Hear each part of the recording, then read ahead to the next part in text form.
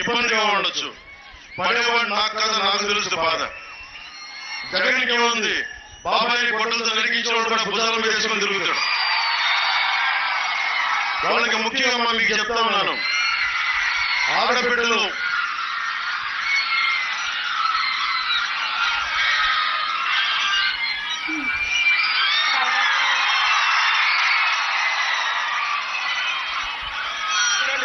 Cameras అన్నట్టున్నాయి, అది సమస్య.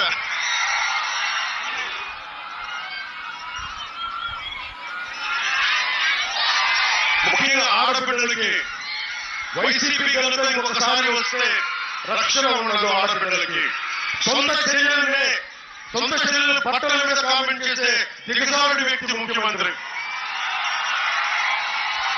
చెల్లెలు బట్టలు ఎవరన్నా చూస్తారా? రంగులు ఏమన్నా అంటావా?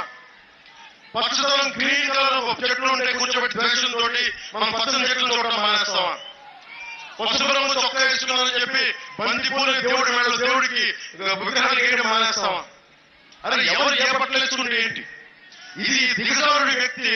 నా చూడండి, నా ఇంట్లో చంద్రబాబు గారి భార్య సతీమణి అన్నాడు, నా భార్యను అన్నాడు, నా వ్యక్తిగత జీవితాన్ని తిట్టాడు. ఈ రోజు అన్ని దిగజారిపోయి సొంత తనతో తోపుట్టిన చెల్లెలు తిడతా ఉన్నాడు. వివేకానంద రెడ్డి గారి చెల్లెలు ఆయన కూతురు గారిని తిడతా ఉన్నారు. ఒక్కటి ముఖ్యంగా ఆడబిడ్డలకి భద్రత ఉండదు. వైసీపీ నాయకులు వస్తే, వైసీపీ ఇంకోసారి మీరు ఓటేస్తే యువతకి చెప్తున్నాను, మీకు ఉపాధి అవకాశాలు ఉండవు. రైతులకి చెప్తున్నాను, మీకు గిట్టుబాటు ధర రాదు, మీకు సాగునీరు సమస్యలు తీర్చరు.